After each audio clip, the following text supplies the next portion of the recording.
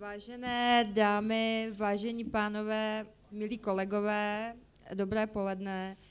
Vítám vás na úplně první tiskové konferenci letošního 46. Mezinárodního filmového festivalu Karlovy Vary. Je mou velkou ctí představit první letošní hvězdu Dame Judi Dench, vynikající divadelní a filmovou herečku, čerstvou držitelku Křišťálového globu za mimořádný umělecký přínos světové kinematografie.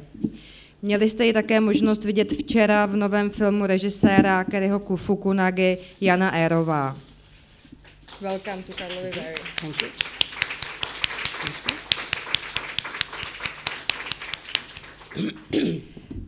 Moje jméno je Veronika Bednářová, já vás poprosím o zvednutí ruky. Připomenu jen, že dnešní tisková konference bude trvat 45 minut a abychom to nezdržovali, můžete začít se svými otázkami. Věra Míšková, Právo.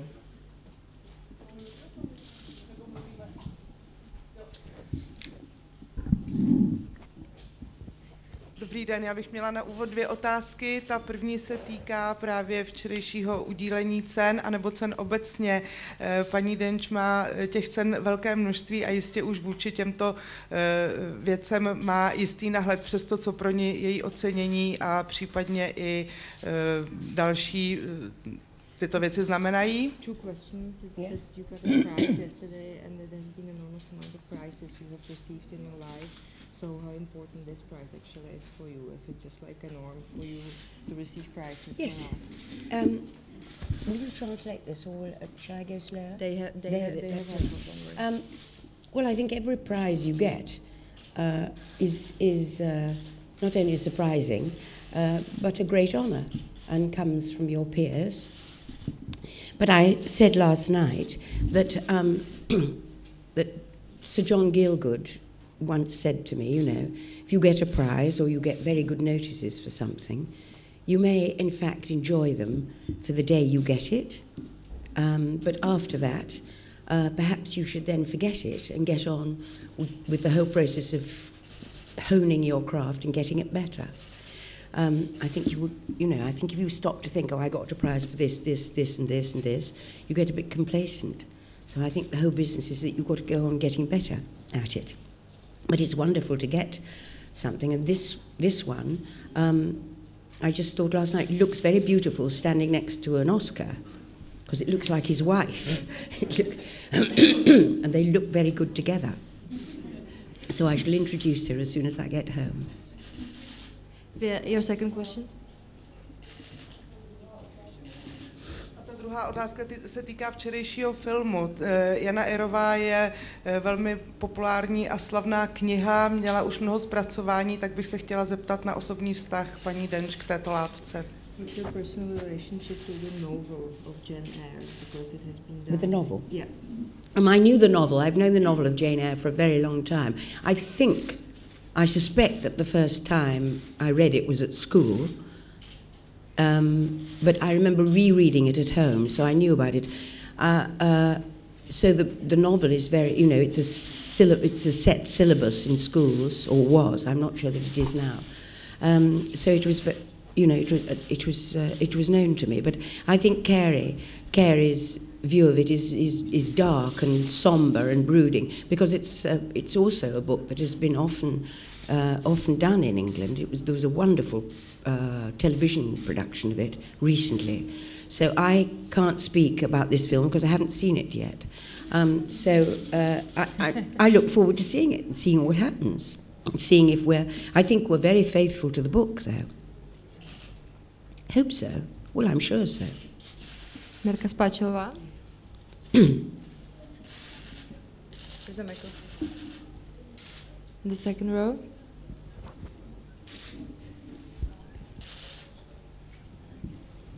Omlouvám se, že to trvalo, Spáčilová dnes. Dobrý den. Já bych se také ráda zeptala ohledně filmu, protože děkuji za ten zážitek z filmu a připomněl mi, jak milujeme britský humor. A také mi... Sorry? It really reminded me how much we love British humor. the movie. Thank you very much for the movie. Thank you. A proč ho milujeme? A vzpomněla jsem si, když tu byli britští herci kolegové paní Dench, tak jeden z nich mi řekl, že je hrdý, že žije v zemi, kde se za humor nikdy nepopravoval, nebo v novodobé historii nikdy nepopravovalo. Tak by mě zajímalo, jestli to vidí také tak, a v čem je podle ní britský humor zvláštní, jedinečný, krom toho, že se za něj nevěší. Děkuji. What is, in your opinion, so unique about the British sense of humor? Well, I think we're quite self-deprecating as a nation of people, and I think that's quite attractive. I never want to work with anybody who hasn't got a sense of humour, and it's always seemed to have been very important to me for 54 years. I don't expect it's going to change now.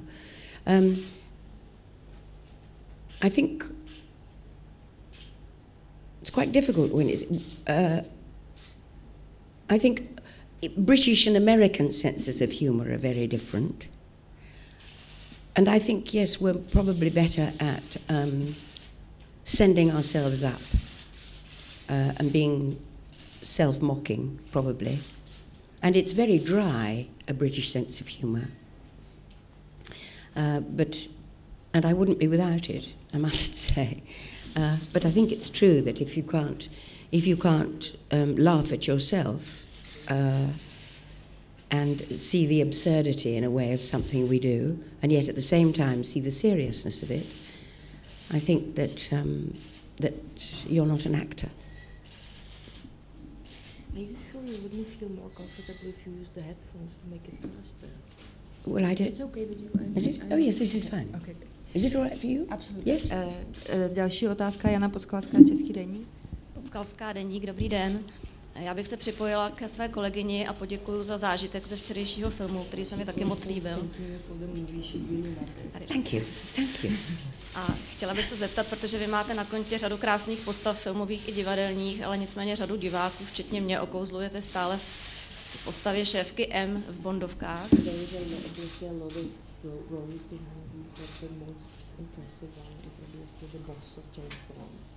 Is it? Is that the most impressive?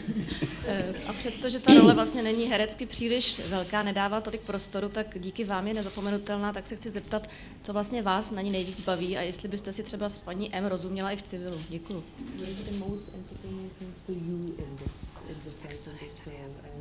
What is M, you mean? Yeah, and would you like to meet M in your private life, in your personal life? No, because everyone imagines that when I started to play M, it was because Stella Rimington was head of MI6.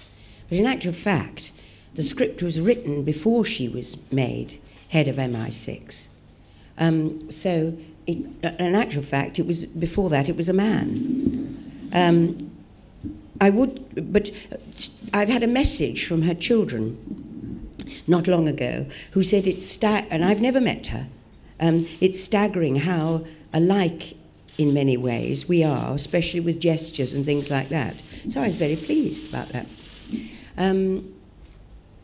It's a terrific part to play because you get to keep James Bond in order, which nobody else does. So, but it's also at the same time you have to talk about many things that I know nothing about. I have to pretend I do though. And I have a grandson of 14, and he and his friends are James Bond fans. So it appeals to them. Whereas something like, I don't know what, something Shakespeare appeals to them too, but something else more sophisticated may not. So it reaches a wider audience. And I've had 2 James Bonds now, Pierce and Daniel, and about to do another film with Daniel. Thank you. Gentleman in the first row. Hi, it's a pleasure to meet you. Congratulations on the prize. What can you tell us about the next James Bond, and is it true it's going to deal with the Israeli Mossad? I can't tell you any single thing about it. Really? I'm not allowed to say anything at all about it. It's true. You have to, you take a little vow about it and are not allowed to say. All I can tell you is that when the script was delivered to me, it was delivered by a man completely in black who came in with it under his arm like this, put it like that, and ran off. I never even met him. So, it's very secretive. You just have to wait till it comes out. And I was experience working with Pirates of Caribbean. Sorry? I was experience working on Pirates of Caribbean. How is it? Pirates of Oh, the Pirates of the Caribbean. All 3 minutes of it, you mean? 2 minutes. And I also, it was a non-speaking part when I got it, not when I'd finished with it, though. I'm devoted to Johnny Depp. I'm absolutely devoted to him. We made a film called Chocolat, I think about 11 years ago. And Rob Marshall, who had directed 9, did this one, and he said, I think you should just appear for a minute. I said, I'll appear for a second. So, in fact, that's what I did. I haven't seen it yet. So, it was hugely good fun to do it. And after some weeks and months after the filming, I had the earring returned to me, the earring which Johnny Depp had taken off my ear. I had it sent to me, back to me from him. Wonderful. Dobrý den, já bych se připojila k těm, kdo paní Denchovou vítají vřele, protože jsem se na vás velmi těšila od jakživa. Chtěla jsem se zeptat nejdřív, vy jste zmínila muzikál Nine, kde jste se mi velmi líbila, tak mě zajímalo, jestli vás uvidíme ještě v nějaké muzikálové roli, kde budete zpívat a tančit. To je první otázka. She's welcoming you. Thank you. At the festival. Thank you. You mentioned the musical Nine, so she would be interested if you would ever appear in another musical role again. On film, you mean? Like that, yes. Yes. That's the answer. I would. Další roli muzikálovou by si představovala, jestli by si třeba ráda zopakovala v remakeu nějaký muzikál. What would it be? Yes. Well, I don't know. I'm not sure. I can't say Little Night Music because that was done. I did that at the National Theatre and I wished that we'd had a chance to film it. But of course, it had been filmed. And so, no point. I just have to hope, maybe, that something will come along to do. Because it's glorious when it happens, when you get that great... I played Sally Bowles in London, the original Sally Bowles in London, and I'd never done a musical before. And a great friend of mine, who's an actor, said, rehearsing it is one thing. Well, you've got the book, and you've got somebody on a piano to do all the songs with. But the moment you get an orchestra playing, it will lift the hair on your head. And of course, it's the most fantastic moment because you have that great orchestra under you. So it's something, you're supported by it. And it's a thrilling feeling. So I hope it happens again. Who knows? Já vás poprosím, abyste všichni mluvili do mikrofonu kvůli televizi. Prosím, Colin O'Connor, Festival Daily. Hiya. I'd just like to ask you, it's only in recent decades, I think, that you've become really established as a film actress. I think it's fair to say in the islands of Britain and Ireland you were known for your TV work and in particular your theatre work. Was that a conscious decision to kind of come to film so late in your career, or is it just the way it goes? And also, could you maybe tell us a little bit about the differences between acting in both formats, if that's the right word? Well, my passion is the theatre. And I, very early on, was told that I would never make films by a film director. And I'd made about 5, I think, before that. And then, and so I concentrated and was in, at the Vic and at Stratford and in the West End, doing in the theatre, luckily in the theatre all that time. And then when it came to Mrs. Brown, which was made for television, Harvey Weinstein, after he'd seen a cut of it, said, this is going to be a film. We're going to, this must be a big film. So that happened, and that was... I'd gone to America with the OVIC in 1959, and I fell so completely in love with America. We were all over America for 6 months. That I thought I could never go back there, and then suddenly after Mrs. Brown, I went back 38 years later, and then I was asked by the American press, well, apart from M and Mrs. Brown, have you done anything else? They said. So I thought that was the whole canon of Shakespeare straight out over my shoulder, and Ibsen and Chekhov and David Hare, and you know. And suddenly then I got, I started to get film roles, and I knew very, very little about the process of filming, very little indeed. But I slowly learnt about it, and I think you can never know it all. I learnt an enormous amount from Kevin Spacey when we did the Shipping News, and we were in Newfoundland and Nova Scotia. And, you know, we were far away from everywhere. There was nothing, you know, I really learnt about the process of filming. And, you know, that maxim, less is more, but you never quite believe, because you think, I must convey to the audience, you know, I as Ophelia, you know, you try every way to make the audience understand that you've gone mad. In actual fact, you only need one thing. One tiny thing will convey to the audience that she's mad. So with film, it's very much less is more. And I think, didn't they say to Greta Garbo, you sit up there and you do nothing?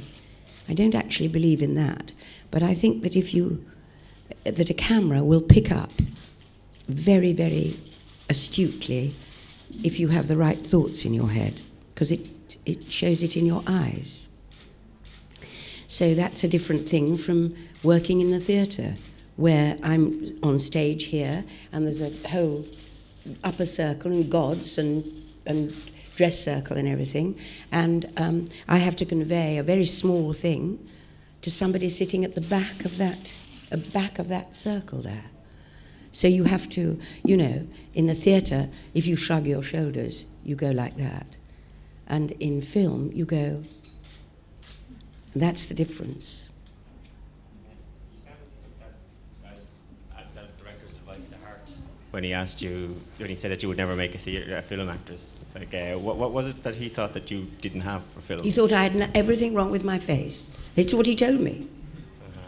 And I went back to the theatre and I thought, well, good luck.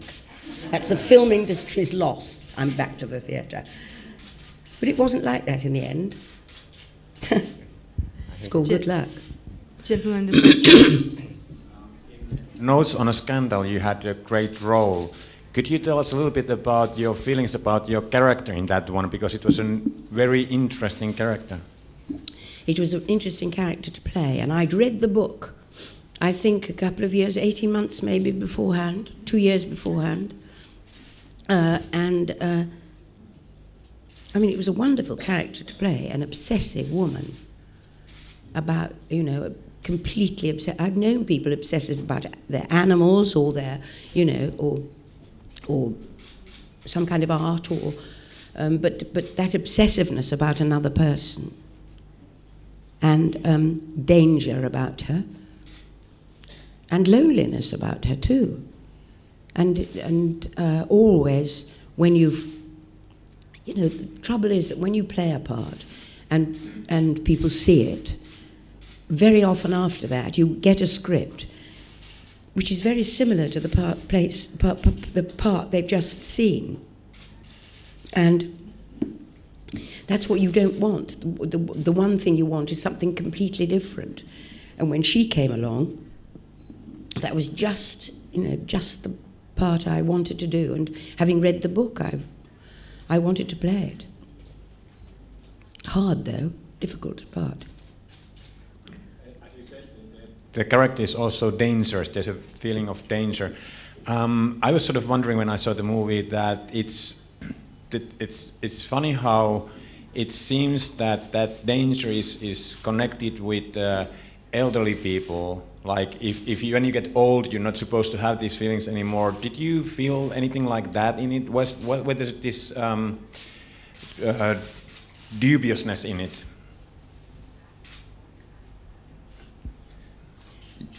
you know, the danger associated with old age. You mean, you think that people do get more dangerous when they get older, you mean? No, Or they get less dangerous? No, you think everything drops off, don't you, when you get older? No. It's completely not true. You don't associate danger, though, with being young, do you? I do. Oh, no, I know a lot of dangerous old people. No, I think, isn't that just a characteristic of somebody? And sometimes those characteristics get more pronounced the older they get. The older I get, the angrier I get about certain things. Certain things that I felt rather strongly about. Like kind of general injustice, like unkindness from, you know, fellow man, like prejudice. Get much more angry about people's our intolerance of the colour of other people, or the religion of other people, or the space that they take up. I get much angrier about all that. So I think that those things may be more pronounced. So James Bond's got a tricky old age, hasn't he? Takže druhá řada, Darena Křivánková. Křivánková reflex. Spousta herců se na své filmy vůbec nedívá. Zajímalo by mě, jak je to u vás, jestli sledujete filmy, v nichž hrajete a jaké pocity u toho zažíváte. Je to pohled spíš kritický, nebo si to dokážete užít? A lot of actors never watch their movies. Do you watch your movies? I don't much, no. Do you enjoy it? No, I don't enjoy watching. I mean, you only have to think about, if you record your voice and then you listen to that back, you think, that's not me. And if you see a photograph of yourself, you're horrified. Well, I am. So I don't enjoy seeing a film very much. I prefer it if I'm more distanced from that film, because the more space I can put between having done it and then seeing it, then I forget all the problems that I had at the time. But the thing about film, of course, is that you can't change it. It's there. And that's the choice you've made, or you and the director have made, and your fellow actors. And there is no room then for expansion. And so I think it's frustrating to watch. I haven't seen Jane Eyre yet. I will sometime. But when there's a bit more space between me and having done it. I haven't seen Room with a View yet. Goodness knows that was long let go. But I will see it when I can just distance myself from it more, so that you when it's so close up to you, you cease to look at the story. You're just riveted, thinking that there were so many other ways I could have done that. And why didn't I explore that? And maybe you did explore it, and that's the choice that was made. But there's always room for pushing the boundaries. So it's best if you let that time elapse between having done it and seeing the film. Prosím, Dareno. Ano, kolega tam. Hello, I'm Christopher from Polish Initiative Newsweek. Hello. Well, good afternoon. I'm wondering, the cinema of Great Britain is one of a very few where you can find so incredible, outstanding performances of actresses, of more mature actresses, obviously of yours, but also Helen Mirren's, also Imelda Stanton's, also Charlotte Rampling's. I'm wondering, how do you understand this British tradition, and is it easier right now? Have I got what? I didn't get that. I don't know. It's very difficult to hear that. Yes, I was asking about this incredible tradition in cinema of Great Britain, that you can find so outstanding performances of more mature actresses, like, performances of yours, Helen Mirren's, Imelda Stanton's. I'm wondering, how do you understand this tradition? Why is it so? Can you explain it? It's hard.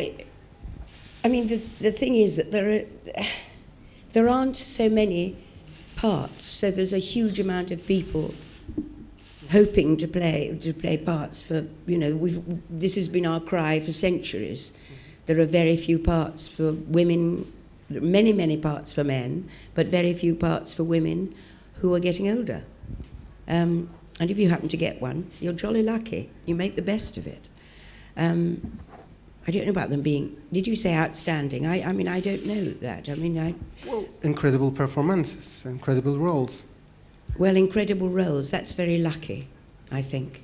And is it changing right now? Is it there any changing progress? now? Yeah. No, it's always going to be the same. There's always going to be too few parts for women, of all ages actually, and many, many more parts for men. But that's the way it divides up. So how did you manage to deal with it? To deal with it? Yes. I got lucky and was asked to do it. And maybe after many other people turned it down. You know, you don't know, do you? Tak ještě Věra Mišková chtěla se zeptat. Já jsem ještě byly už zmíněny zápisky o skandálu a já bych se chtěla zeptat na takovou jednu scénu, v níž Cate Blanchettová dá paní Dench facku jako dům. Mluvím o facce, kterou dá Cate Blanchettová paní Dench ve filmu Zápisky o skandálu. Já vím, že jsou obě výtečné profesionálky, ale přesto dalo by se k této scéně říct, jak se točila? There's the scene of the slap, Cate Blanchett. Yeah. She gave you the slap. Yes. So she would like to know that she knows that you are both brilliant professionals, but she would like to know a little bit more how it was actually. How hard the slap was. You want to know how hard the slap was. The slap was pretty hard. But what was worse was that she pushed me back against a bookcase. That was much harder. That was really hard. In fact, I had to wear a back brace because it was so violent. But we'd worked ourselves up. It was something like, it was filmed on something like July the 21st or something like that. Because both Cate and I had this date written so vividly in our minds because of this fight we had to do. And the fight was all choreographed and everything. And we took all day to do, as you can imagine, and many, many, many takes. And at the end, when Richard said cut, Cate walked off and brought on an enormous bottle of champagne, which we drank, all of us, straight away, with relief. Hard, because you can't, although you know how to pull a punch and things like that, in something like that, it was virtually impossible to do. We had to do it really for real. So we were bruised and battered, but victorious at the end when we finished it. Je Jakub Železný, Česká televize. Gentleman in the middle. If somebody can give him a microphone, please.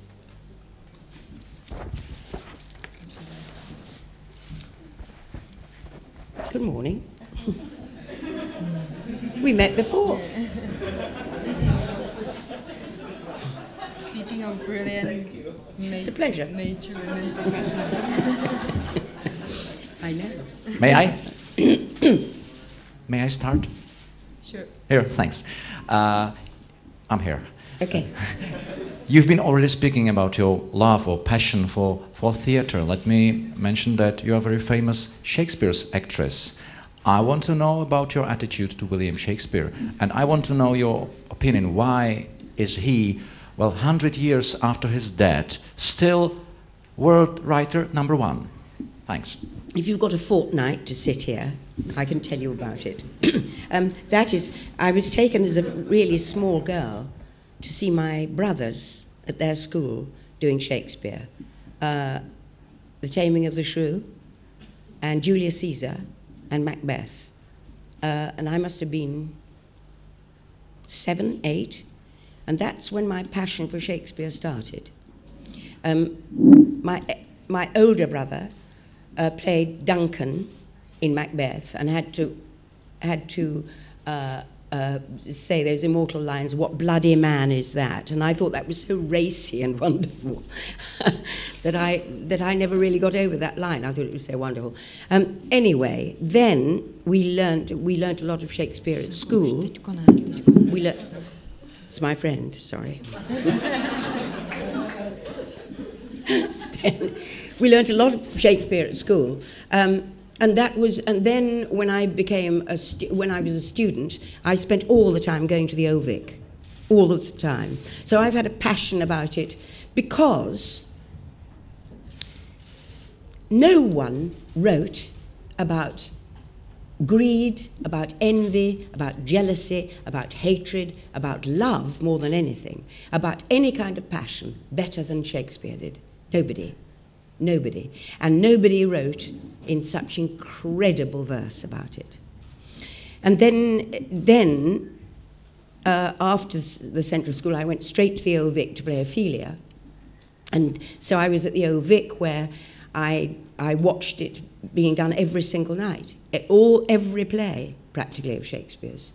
And then I went to Stratford, where I was taught by Peter Hall and Trevor Nunn and John Barton, who are absolutely meticulous about the verse. Meticulous about the verse. And so then I learnt that. And that's the thing I want to pass on to students who are doing Shakespeare and who have a passion for it. And why it has lasted is because all of us interpret all those passions different ways. We all, somebody's phone, we all, is it mine? No. No. What? We all, has it gone? We all interpret those passions in different ways. Therefore, if you've got a group of people telling a story about love, you will get it interpreted in different ways, in different, it's like one of those great crystal balls that hang in a ballroom that slightly turn, and the light catches off these little squares. Always the light is different and thrown up. That is why he lasts, because you will never see a production that is the same, because there is always an interpretation of somebody about those things in a slightly different way. And it can be intensely. Kevin Spacey's just opened as Richard III in London just a couple of nights ago. I can't wait to see that. I cannot wait to see it. Because it's a slightly different take on it. It's modern dress. It's brought out much more the thing, instead of being a king, of being a dictator. And, that's yet another way of seeing it and understanding the story. As long as you are faithful to the story, that's what matters. And hopefully good at speaking the verse. There's a lady in the middle on the web. Thank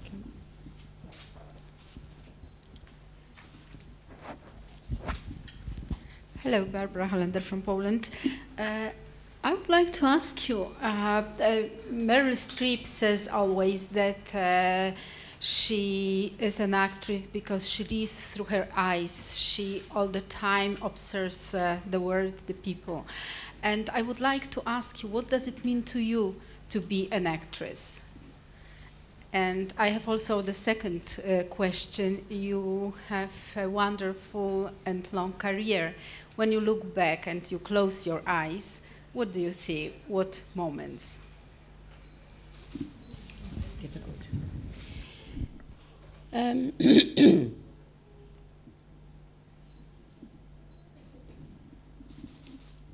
Well, I didn't want to be an actress originally. I wanted to be a theatre designer. And then I once saw a production and thought, I'll never be good enough at it. I'll never achieve what I'm seeing now. I don't have that imagination. And so my brother, who only ever wanted to be an actor, had chosen that path, and I thought I'll try that, but I was rather half-hearted about it.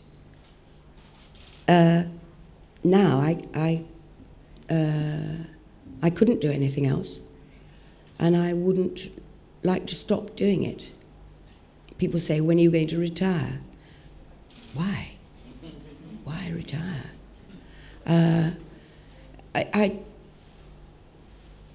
if I were to have come in here and made a speech to you, I couldn't have done that. If I come in here and you ask me questions and I answer them, that I can do. And that's perhaps why I'm an actress.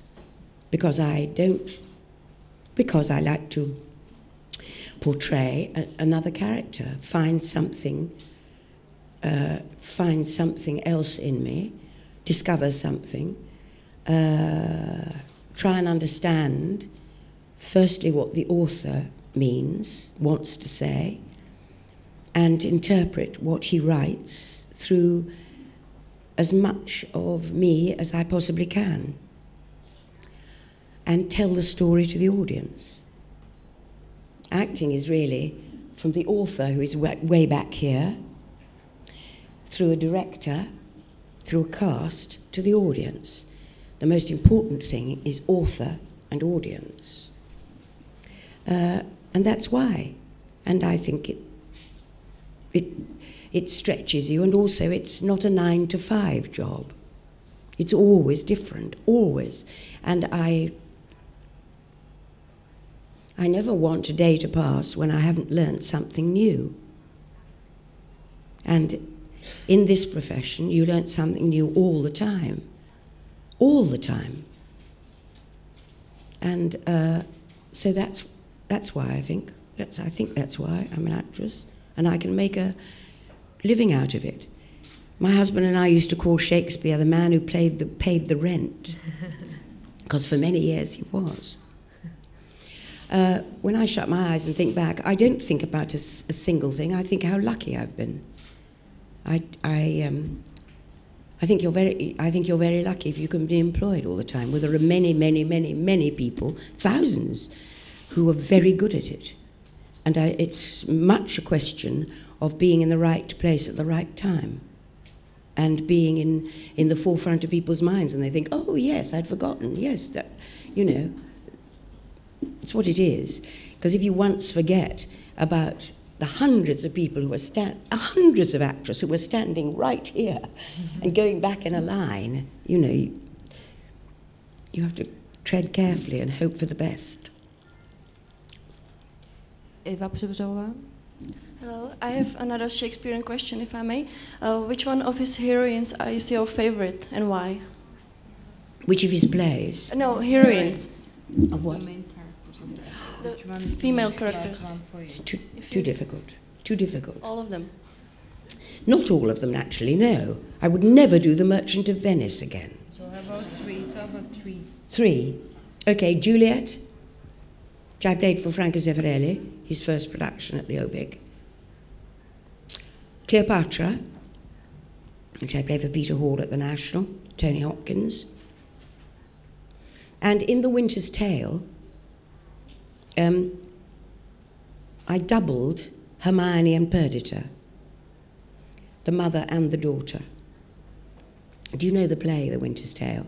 It's not often done, because she. Fairy tale, right? Yes, it's a beautiful play, but at the end, the two of them have to appear on stage together. So it's very complicated to tell you, but we did that thing that you do sometimes with Cinderella, so that there was a box, and I, as Perdita then, came up to the box and looked at the statue of myself, who was an actress dressed exactly the same way with a mask, and then Leontes turns the whole thing away, or draws the curtain, in fact, in the play, but in this, he turned the box away, and I ran up to follow it, where somebody dressed as me as Perdita ran out from behind the box, and I stepped in, and the box came round, and I was Hermione again. So it was a wonderful, directed by Trevor Nunn. It was a glorious bit of sleight of hand, and often I've been asked, how did that work? So I feel it probably did work, though I think also it might, because it was a kind of conundrum, it might well have taken away from that moment that the mother suddenly comes to life and sees the daughter and her husband. I don't know. But it was a glorious production to do, and we also took it to Japan, and we took it to Australia, too. And it was in a wonderful white box, which was made of squares like this, of white flats covered in a kind of white wool, and it was all pleated together so carefully. When we went to Japan, the crew came, and the Japanese crew said, no, we know how to put this together. We don't need any help about this. And we said, fine.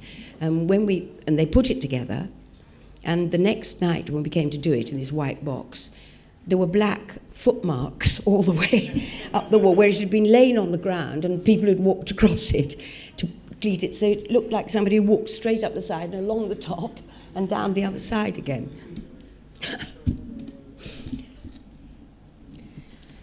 We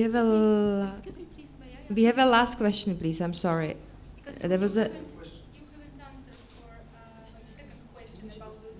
No. Okay, there was a lady. There was a TV lady trying to ask her question the whole time.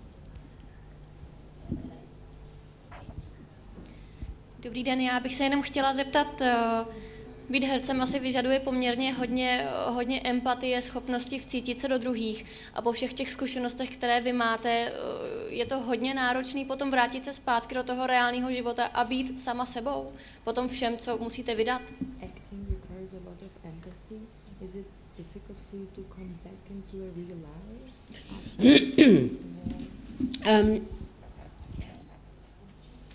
If it is difficult to switch off from one part and get into another one, it was knocked out of me very early on.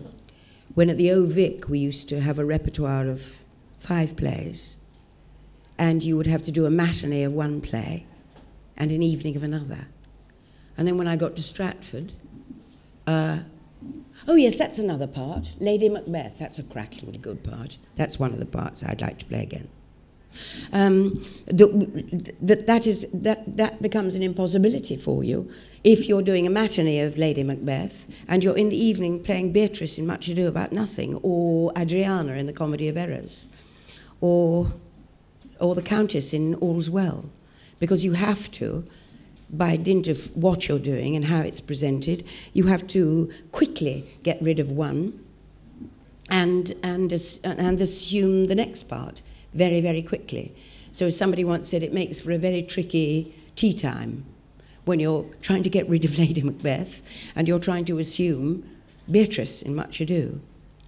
But I think that my husband used to say sometimes that during rehearsals, he said that he said he could slightly tell the kind of part I was playing, but I don't know about that. He never seemed to show it to me that he was playing a tricky part or a different part. But obviously your subconscious is thinking of it all the time. You know, it's in a way the person who does, if you do crosswords in the paper, you know, you can look at the crossword and you can go away and be away doing something else for some time. You come back and you can fill in 5 or 6 clues. And in a way that is the rehearsal process. And that is what your subconscious is doing, I think, when you're actually relaxing from rehearsing, that you're trying to work out. It's like also somebody giving you a note about a part. You don't actually go and physically do that. You feed it into your subconscious and hope that that will work it out. Has that answered that? I'll ask a last question, unfortunately. I don't think we have many dames at this festival, and you are the second most loved woman of Britain after the British Queen. So I wanted to ask you... Don't tell the Queen. I wanted... Locked in the tower. I wanted to ask you what the ceremony of receiving this title was for you. How important was it for you in achieving this outstanding achievement? Well, it is wonderful. It's wonderful. I don't think it alters me in any way. And what it does is, when you go to America, everyone will say, what kind of dame are you, they say. You know, they don't understand, well, who does? And sometimes you get called Dame Dench, which is quite funny. But then Sir John once said to me, he gets called Sir Gielgud. You know, what does difference? It's a wonderful honour, but it's something you have to kind of think, that's lovely. And then, like the Globe last night, you have to think, how wonderful, what a glorious thing. And then you have to go on to deserve it. Thank you very much. Dámy a pánové, já vám mnohokrát děkuji za účast a děkuji samozřejmě naší první hvězdě Dame Judi Denchové za účast.